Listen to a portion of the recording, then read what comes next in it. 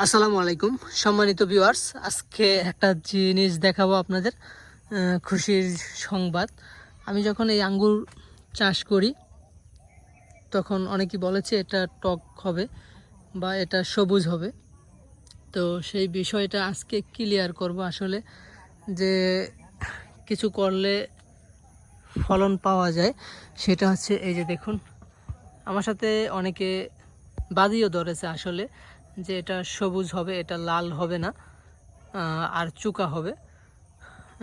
আসলে এই যে কালার চলে আসছে, এটারও কালার আসতেছে।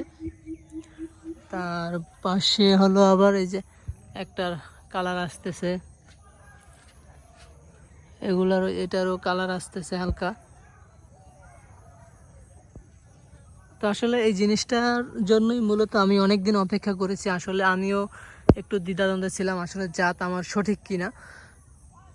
অনেকে আমার সাথে অনেকভাবেই আসলে কথা বলে যে এটা টক হবে, সবুজ হবে, আসলে লাল হবে না, মিষ্টি তো দূরের কথা।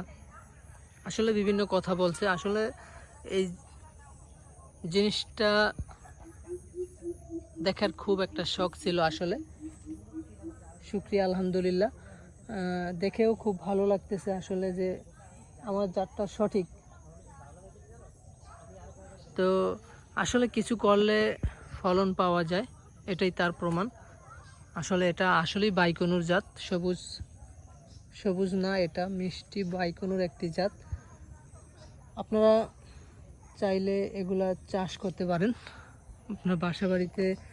দুই একটা গাছ যদি লাগাতে চান, আপনার এই বাইকনুর জাতের ঘাসটা লাগাতে পারেন। এটা মাশাআল্লাহ খুব ভালো ফলন হয়ে থাকে। আলহামদুলিল্লাহ, এখানেও মাশাআল্লাহ খুব ভালো ফলন হয়েছে।